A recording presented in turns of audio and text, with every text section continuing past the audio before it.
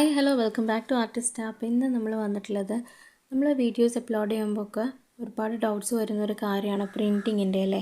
എങ്ങനെയാണ് പ്രിൻ്റ് എടുക്കുക, ഏത് പേപ്പറിലാണ് പ്രിൻ്റ് എടുക്കുക, ഏത് സൈസിലാണ് പ്രിൻ്റ് എടുക്കുക, അങ്ങനെ ഒരുപാട് ഡൗട്ട്സ് നമ്മുടെ വീഡിയോസിന് താഴെ വരാറുണ്ട്.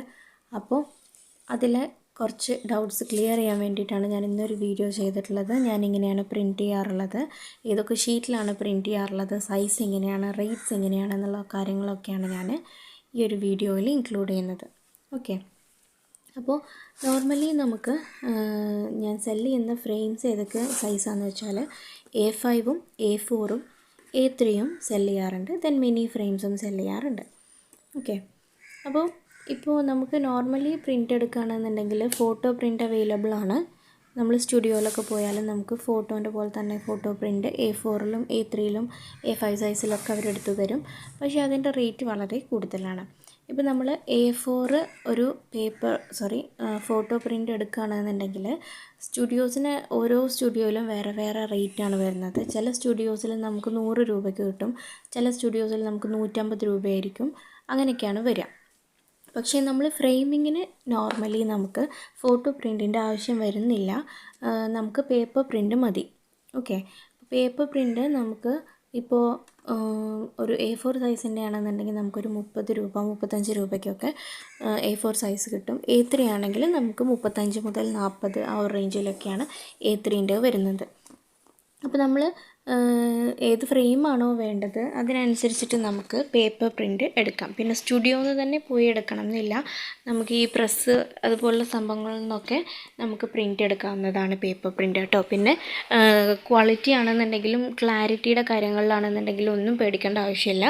നമ്മൾ ഡൗൺലോഡ് ചെയ്യുന്ന സമയത്ത് അതിൻ്റെ സെറ്റിങ്സൊക്കെ അറേഞ്ച് ചെയ്ത് കൊടുത്താലും നമുക്ക് നല്ല ക്വാളിറ്റിയിലും ക്ലാരിറ്റിയിലും തന്നെ നമുക്ക് ഫോട്ടോസ് പ്രിൻ്റ് ചെയ്തിട്ട് എടുക്കാൻ വേണ്ടിയിട്ട് പറ്റും. ഓക്കെ, ഇനി ഇപ്പോൾ നമ്മൾ 2 A4 സൈസ് ഫ്രെയിം നമുക്ക് കൊടുക്കാനുണ്ടെന്ന് വിചാരിക്കുക. അപ്പോൾ 2 A4 സൈസ് നമുക്ക് പ്രിൻ്റ് ചെയ്യണം എന്ന് വിചാരിക്കുക. അപ്പോൾ 2 A4 ഫ്രെയിമിന് നമുക്ക് ഒന്നിന് 30 വെച്ചാണെന്നുണ്ടെങ്കിൽ 2 എണ്ണത്തിന് ഓൾമോസ്റ്റ് 60 രൂപ വരും.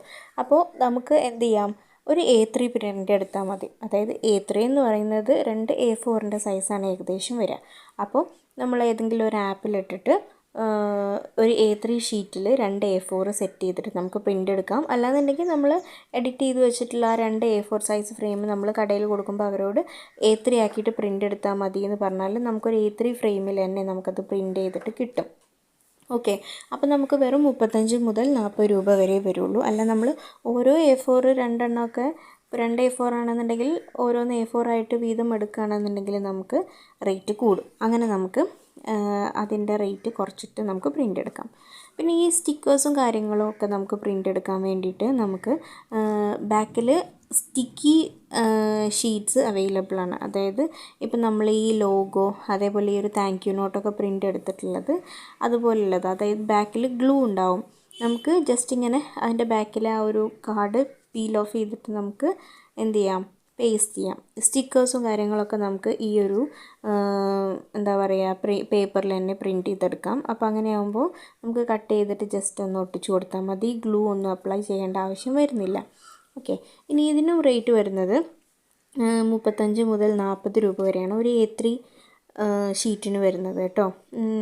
നമുക്ക് നല്ല ക്വാളിറ്റിയിൽ തന്നെ ഒരുപാട് ഇപ്പോൾ നമ്മൾ ഇതുപോലുള്ള ലോഗോസ് ആണെന്നുണ്ടെങ്കിലും താങ്ക് യു നോട്ട്സ് ആണെന്നുണ്ടെങ്കിലും ഒക്കെ നമുക്ക് അത്യാവശ്യം ഒരുപാടെണ്ണം പ്രിൻ്റ് ചെയ്തിട്ട് നമുക്ക് കിട്ടും ഇതുപോലുള്ള പേപ്പറിൽ എടുക്കുകയാണെന്നുണ്ടെങ്കിൽ. മറ്റേ പേപ്പറിലും ചെയ്യാം, കുഴപ്പമില്ല.